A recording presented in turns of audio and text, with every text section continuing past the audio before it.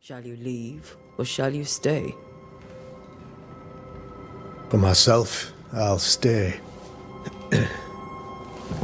Our company has suffered terribly. But we are worth saving. And now that you are here, save it we shall. Please, accept my sincerest condolences for the loss of your friend. We feel the loss of our minister so very keenly. Charles Davenport was a man of great knowledge and devotion, the pride, indeed, of New Eden. It discommodes me greatly to remember how we found his body in the cemetery. Indeed, it distresses me yet further to tell you that we do not know what so tragically cost him his life.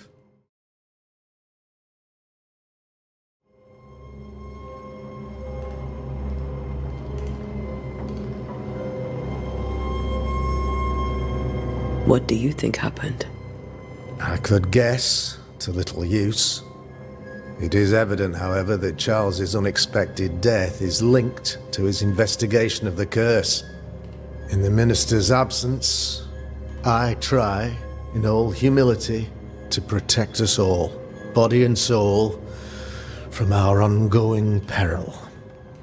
You see, in my youth, I too was something of a demonologist. Rather a good one, if I say so myself. We're not demonologists, and neither was Charles. Is his widow Esther taking visitors? The widow Davenport is at home, and does not much venture out. Her house overlooks the dock. I offered Charles a home with a view across a pretty meadow, but he refused. He preferred the village life. Speak to her, if she'll see you. But she knows no more than we do about how her husband died.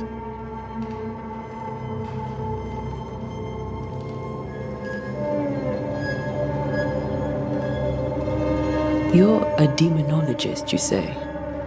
I am that, like my father was before me. Faith and science are our twin compasses, you see, to a deeper understanding of the secrets of God's green and pleasant land, and those who threaten it. And what have your compasses told you about the curse? They have told me that Reverend Davenport was better placed than I to solve our problem. Which is why you're here. We agreed it. I shall stand for the company, I said, as the moral authority, the anchor, and the rock, as Charles and his Banishers lift the curse.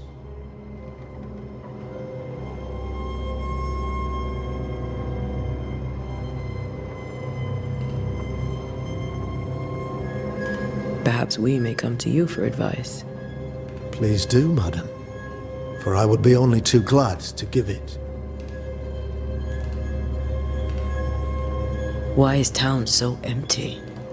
Of those who did not die, we are the few who stayed. Though our motivations may differ, all who remain have shown extraordinary faith and courage in the face of our adversity.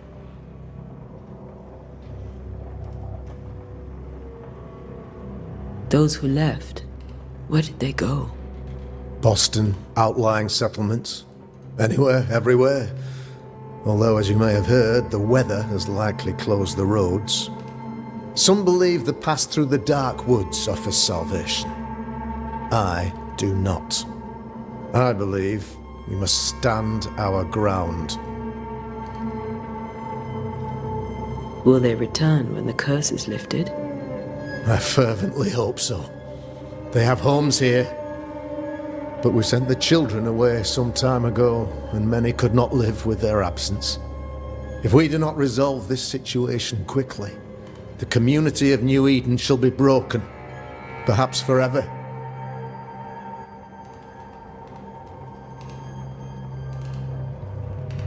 What can you tell me about the curse? I can tell you that it has been our misery for many long months now, and I can tell you that it worstens by the increment. First, there was pestilence and disease. Then came the nightmares. Then came madness. In the end came death, and death remains. But in all honesty, I think the weather is the worst part. This never-ending winter hangs heavy on us all.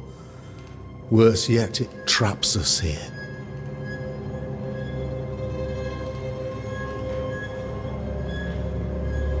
What do you think caused the curse? In my humble opinion, I'll point to the obvious. The Abyss disgorges its spawn upon New Eden, bent on making God's poor creatures suffer. As to the nature of the demon, that's what we're paying you to find out. Our late friend Charles faced a Herculean task and acquitted himself with honor. You will have to do far better than that, I'm afraid. Our contract stands. If you'll have it, yes, our contract stands for Charles. All right, for Charles.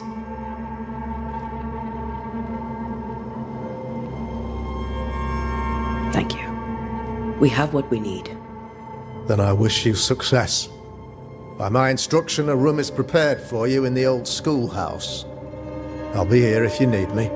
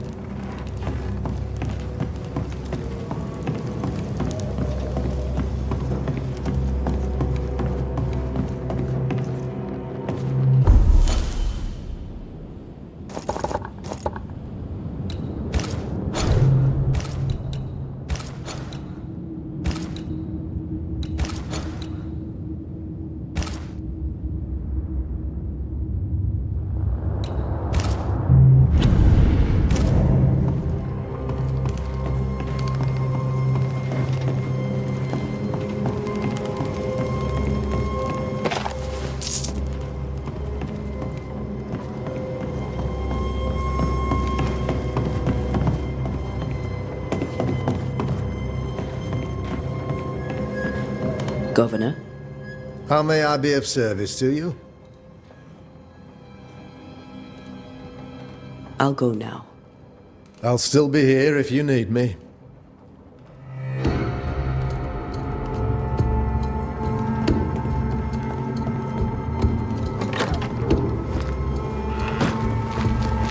Damn it, Charles. Those accursed sea storms. If only we'd been here earlier. No. But as Charles would say, another day, another soul to save.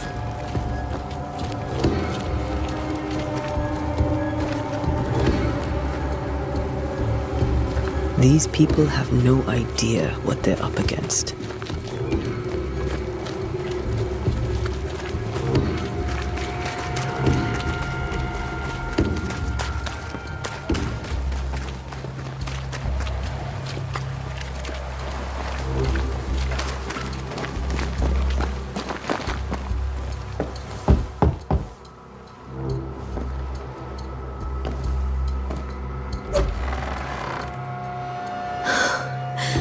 Antea, Red.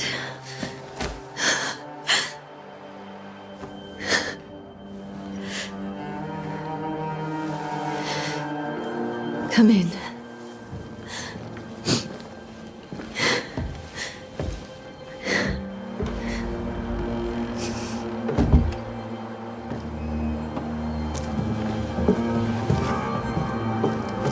I've barely slept for fear you would not come. I'm at a loss. Would God even allow me to drag you into these dark times? Esther, you're not alone now. We're here. I'm so sorry we didn't get here on time. Truly. I know. Charles kept saying it. Have faith. They will come. If only he had kept his faith himself. What happened to him? Poor Charles. Just one more victim of the curse of New Eden. You know how he is. Was. Restless. Impatient. It's not that he gave up on you, his friends, but that he could wait no more. I believe he tried to lift the curse. I too have questions, but I have no answers. Nor do I now have a husband.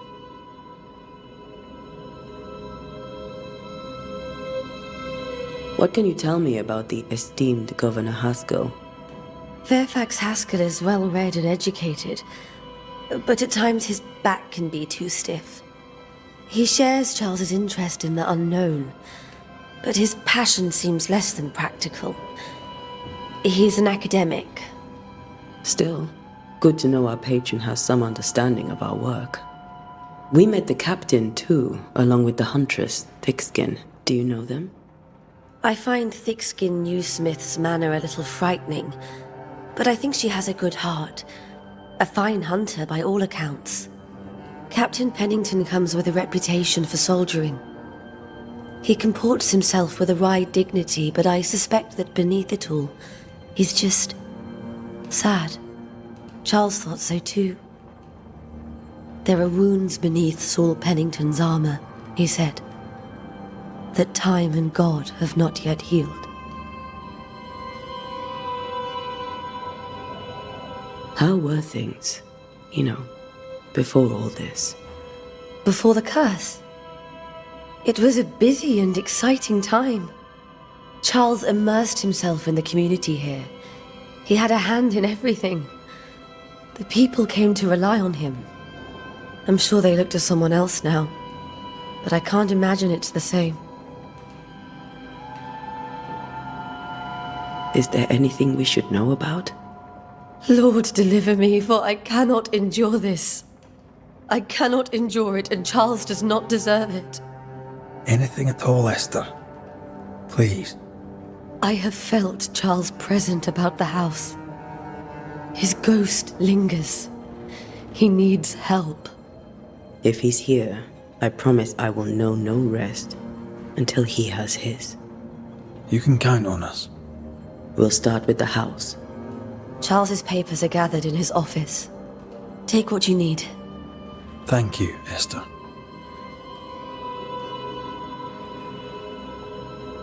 We'll take a look around, if that's all right.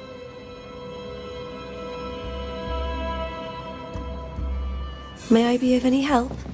You stay put. We'll find the way.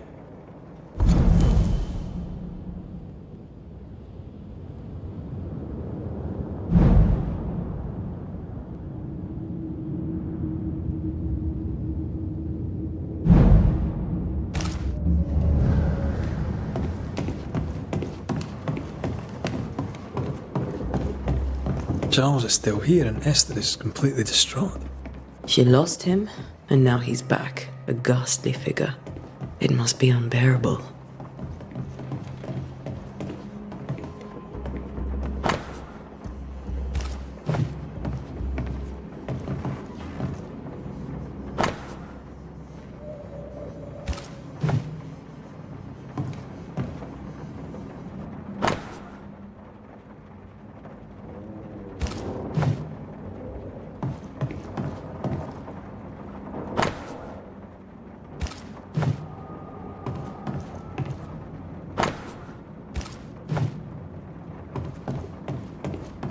Remember when he started to wear these to look wiser and older?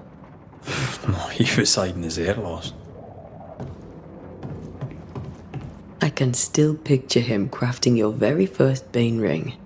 You sound much more fond of the moment now than you were back then. Bit green for an actual haunting, you said. You were. Still, you did all right. Faith always was his beacon in the darkness. In people as much as in God. He's a good man.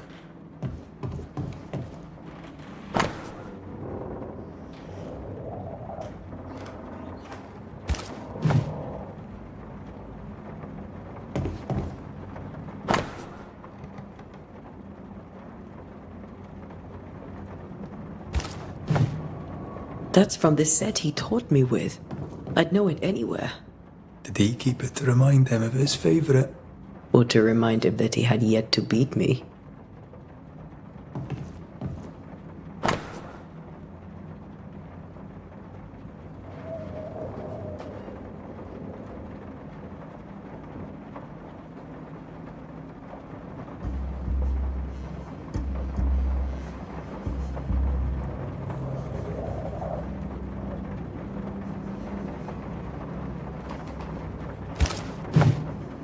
Charles's notes mention Job, chapter 7, verses 13 to 15.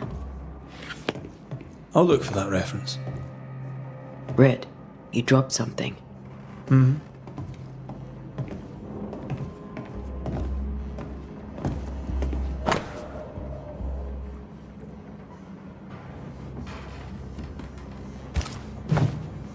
Charles always wore this brooch. His things are untouched. Nothing's moved. Remember how they used to argue about books we hadn't read? Like we weren't there? Oh, you actually listened. I'd always let my mind wander.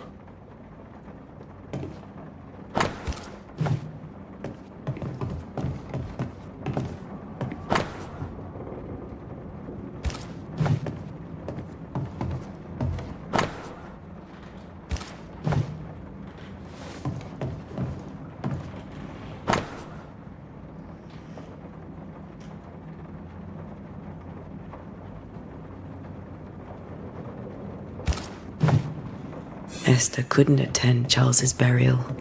Poor woman. That's terrible for her. Esther never got to say farewell to Charles. I could have made him manifest. Maybe. But there has to be more to it. Where are you staying, my dears? The governor had a room prepared for us in the schoolhouse. The schoolhouse? When... I didn't know Eleanor and Charles were still in touch. The St. Paul Brotherhood is a tie that binds. Charles was so eager to continue his research here in New Eden. If only we had known what would befall us.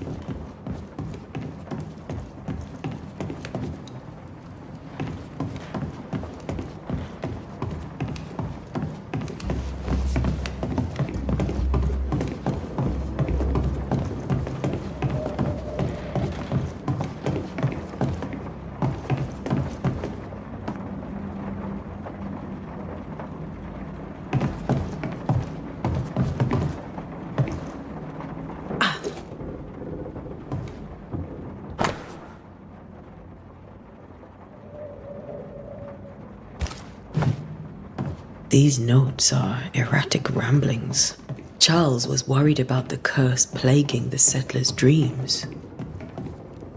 How malicious is this curse, tormenting people in their beds?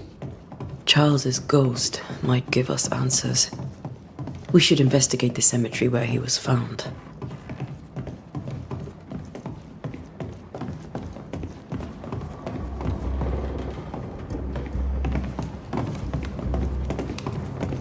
Are you leaving already? We need to investigate the cemetery. Esther, I'm sorry to trouble you once more. How may I help?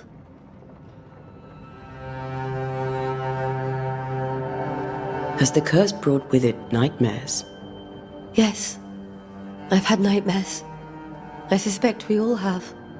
Charles warned that something was stalking our dreams. That it had a use for us, that we needed to fight it with all God's might. But now Charles is gone, and my nightmares have changed. In my sleep, I see my husband falling, screaming into the abyss. All hear him, none respond. He plummets on into the bottomless pit. Poor Charles. With all that's happened, how are you bearing up? This all feels so unreal. Just one more nightmare from which I cannot wake. It seems so now, but that will change. I promise. Was there something I should have done differently?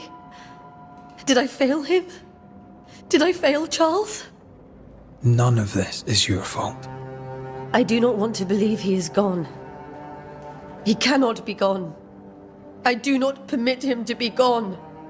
You're in pain, and that might have brought him back. Maybe he lingers because you suffer. We'll do what we can to ease your pain. And we'll do what we can for Charles.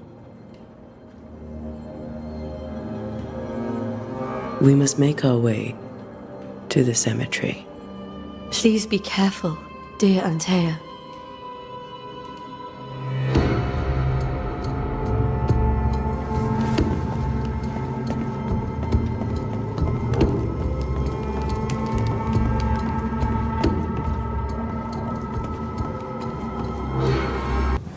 What will you do for my Charles?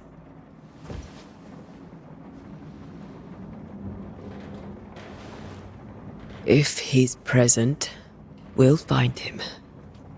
Then we'll ask him what he wants us to do. Must I see him too? First, let's find out what happened. After that, we'll see. Best get started. Time may be against us.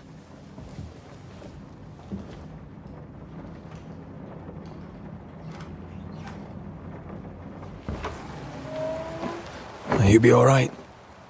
I doubt it, but I'll do my work all the same. We came here to help Charles, and help Charles we shall.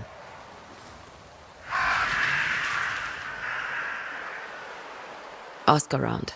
See what people will tell you. I'll go to the cemetery and do the same.